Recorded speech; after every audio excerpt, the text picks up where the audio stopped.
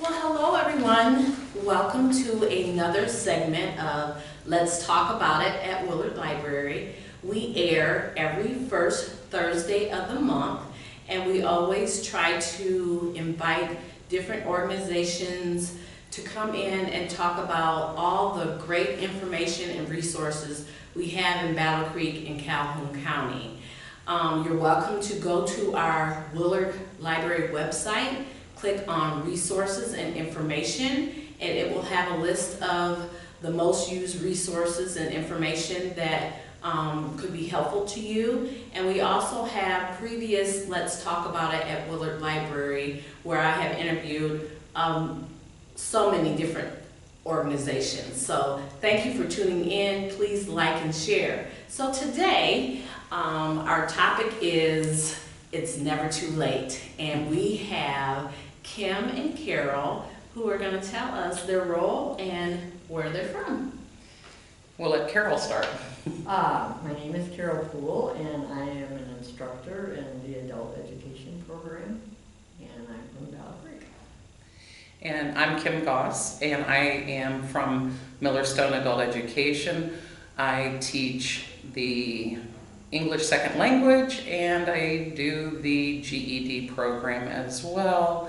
And I'm working with the HSD program, which is new for our program, and we'll talk about that a little bit more at the end.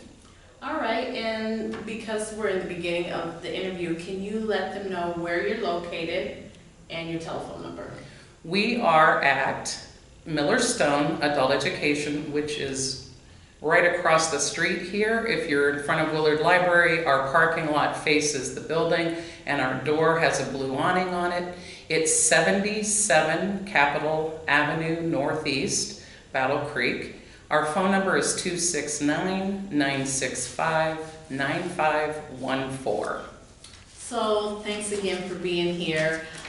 We get so many questions about GED testing, adult education, diplomas, you name it, we get that here. And so we are so excited to have both of you here to talk about that. So I do want to put a plug in. We do have some books here. You can go to our reference or information desk, and we will give you the resources that we have.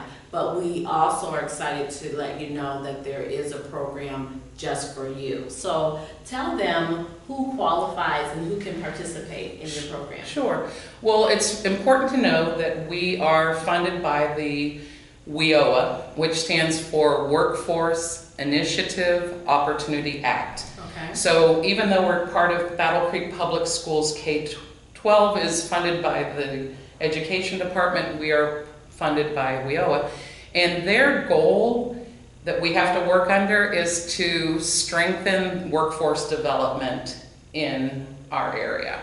And so the job for us to do is to foster a skilled and competitive workforce for the evolving labor market that's here in Battle Creek. Okay. And if we are able to do that, then we're also strengthening our community. And so we are working to equip adult learners and give them the skills and knowledge, the resources that they need to be successful in the workforce. We have to help them attain the self-sufficiency, contribute to the growth and the productivity of our community, and we do that in a variety of ways and through our multiple partnerships. Okay. So we're helping them gain access to education and training. So this may be required for somebody who doesn't have a high school diploma yet. Okay. It may be somebody who has a high school diploma, is trying to gain entry into Kellogg Community College or another training program, and they haven't mastered a skill to gain them access or entry. So we can help them learn, maybe for a trade skill, how do you read a measuring tape? Wow. To be able to measure on a construction job. It might be improving reading competencies for someone who's already in the workforce that already has a diploma, but they're not able to read maybe a training manual. So we can boost their reading skills.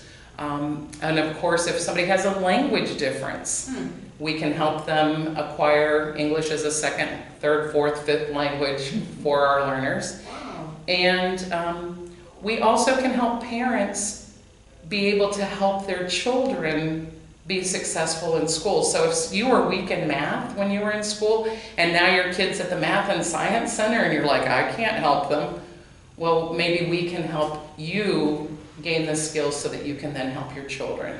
Wow. You know, and over and above that too, it doesn't just mean math and science. There are many parents out there whose kids are bringing home work at a third grade level, and they're saying, I don't know about this new math. And so many times it's like, well, guess what? We're gonna teach you. And so then it really boosts our relationship between them and their kids, Right. because they can, because then homework isn't a nightmare. It's more of a bonding experience. So we get a lot of that, particularly related to math. We're also looking at employability and career advancement. A lot of the factories are allowing individuals to be hired on without a high school diploma, but they can't advance without that high school diploma. Okay. So they can't go to a skills training program until they have that high school diploma. So again, we can work with students with any needs that they have to. It could be somebody who went to high school and they only have 2 classes left to take. We can help them recover those credits and finish their high school diploma. We've partnershiped with different colleges, with the Michigan Works, because there's some customized training programs and supports that are available for students. So we can pair them up so that while they're taking classes with us, maybe they're also working with those programs to simultaneously get a certificate. We are working with the workforce development in our community. And actually right now we started doing orientations at our MTC, and it's open to the public, but we get a lot of factory workers that will come in from the surrounding factories, and we do the orientations once a month. Once a month. Once in the morning and once in the afternoon. Yep. Okay. So we can capture both shifts. Yep. And we do empowerment and we do self-sufficiency. So anything that they need, again, to be more confident in the community, we're encouraging our English language learners and the adult education GED, the diploma students, to be part of our school board meetings, because that's another way that they can take part in the community. So it gives them that first step into being, having ownership in Battle Creek.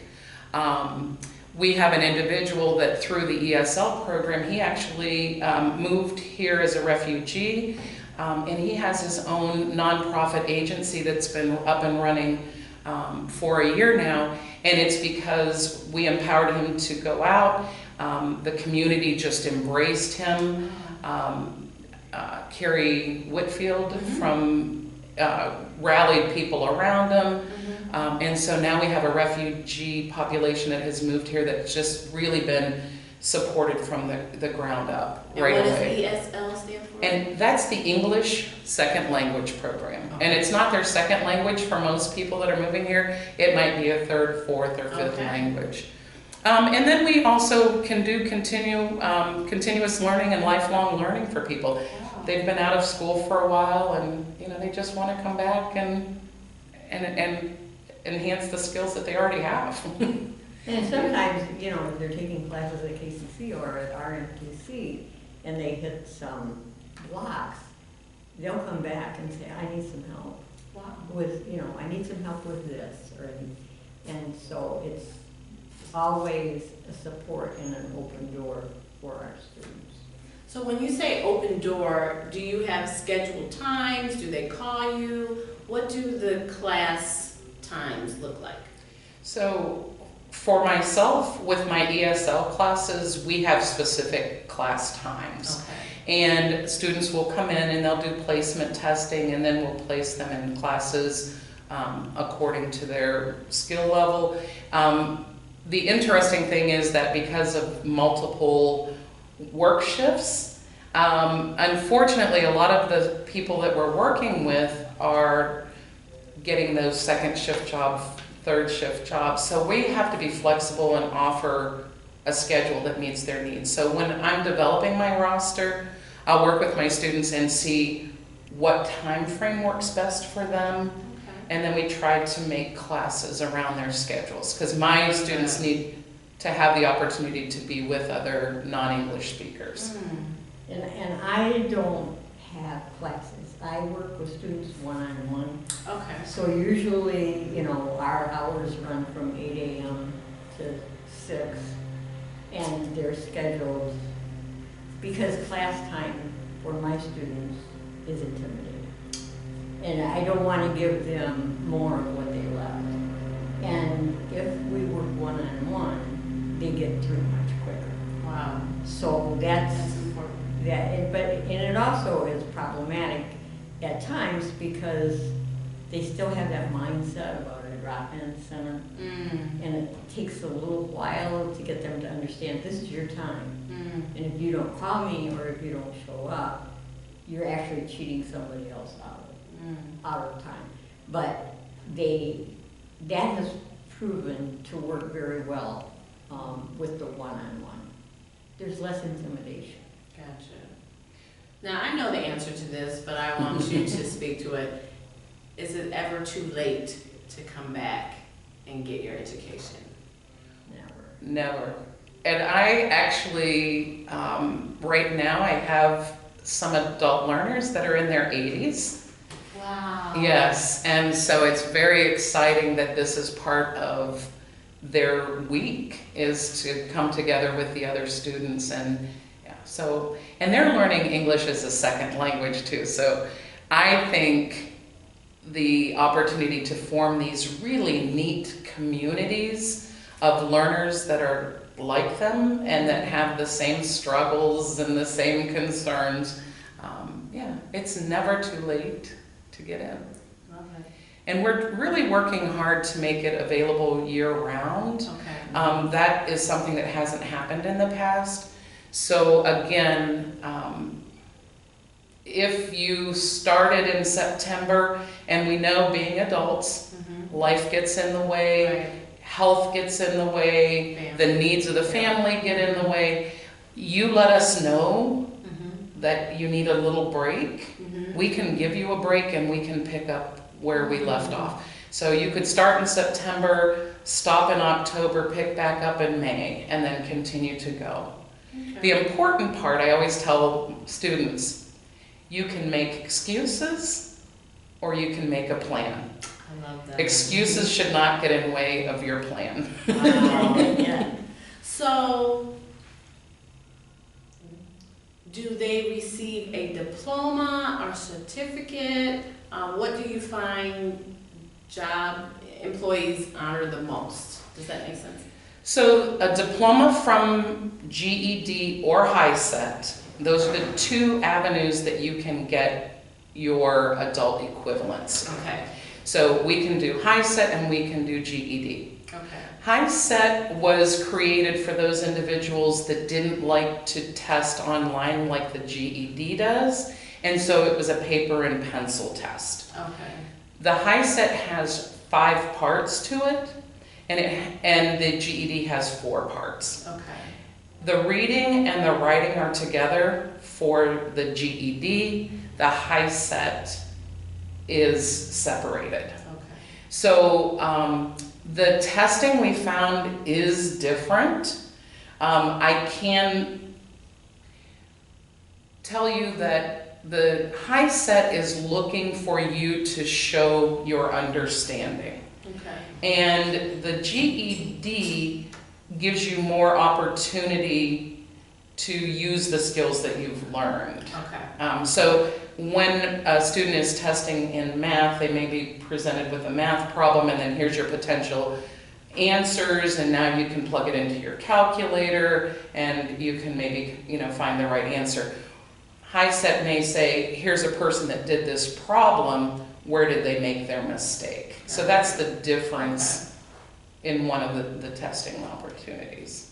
And I'll let Carol speak to the fact that, again, diagnostics is so critical to the speed at which a student is able to finish. Because let's pretend that there's 5 skills that you have to test for. If you already have 3 of them, then we only need to teach you 2. Okay.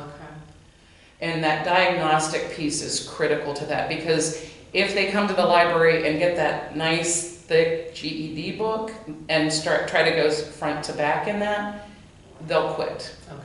But if we can say, look, you already know this, this, and this, we just need to teach you this, we need to review this, boom, boom, boom. That's awesome. Yeah. But Carol, is also, has a unique diagnostic tool that she's using that I think has helped reluctant, challenged math students complete. With the math antics? With your math antics, with your looking at dyscalculia. Oh, yes, yeah. And I think that's a whole new ballgame, because I find adults that will come in and say, I hate math. I can't do math, I can't do math. And then when I begin to talk to them about their skills, I find out, well, I was really good at reading and writing, and but I can't do math, I can't do math. And so, in terms of the diagnostic interview, you find out, well, maybe you can't do math because there's some other things going on. And the beauty of it is, because they're such good readers and like information, I can partner with them to begin to understand that whole math issue. Gotcha. And then teach them strategies, and then once they learn those strategies, they fly right through. Okay. But they come in with a lot of baggage related. Most of our students come in with a lot of baggage related to math.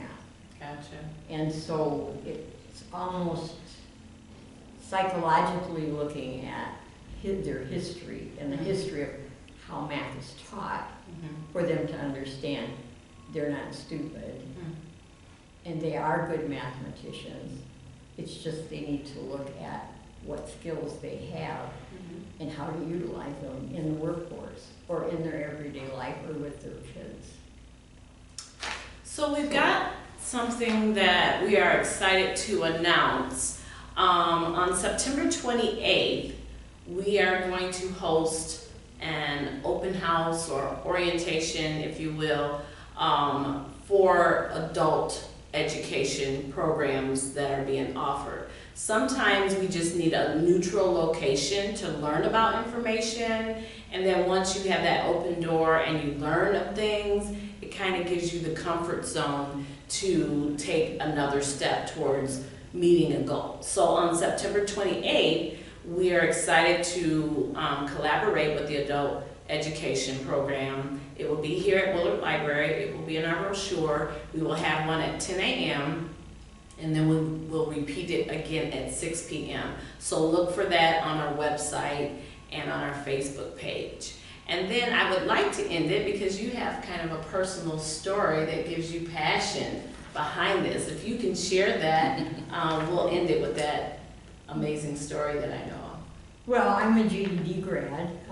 I finished the 8th grade, and I took my GED back in 1970 when we didn't have the luxury or the advantage of having classes, and we took the test in 2 days. And that got me into college, and so I went to KCC and I got my associate's degree. I transferred to Western and got a teaching degree, and then later on went back and got a master's degree in psychology. So when my students come in and we talk, I understand, and we talk about it a lot, how difficult that first step is and how scary it is because we have a history of failure. What says we're not going to fail again? So I think it really puts them at ease when we begin to talk about those past issues. And I also say, you know, like Kim, I will accept reasons. Don't give me excuses. I've been there, done that. If you want it, we are here to make sure it happens. But you have to make that commitment to your education also, just like I did. And I love that. and if anyone has any difficulties coming to us, part of our job is removing those barriers so we can help with the transportation, bus passes. Wow. We can partner, you know, with daycares or childcare potentially. That's something that keeps people from coming, is that childcare portion. So we're still working on that and looking for partnerships. So any reason, like Carol says, not excuse, any reason that prevents you from coming in, let us know, because we will do everything that we can to accommodate. And if it's lending, you know, somebody a computer to be able to work, we can do that. We can help them with access to the internet. There's no reason not to do this at this point in time if you need it. And we do a lot of remote. I worked with Denso, and those employees were just beat a lot of times when it would be class time. And so I learned a real lesson about the more stuff I can give them remotely, the more information I can give them remotely, the more they stay connected to the program. So we do a lot with remote. I love it. So it's never too late. Take the first step. Give them a call. What's the telephone number? 269-965-9514. All right. Thank you, Kim. Thank you, Carol. Thank for you. making a Thank difference. you. Yes. I love this. Thank you Thank for you. inviting us. Yes, I'm excited.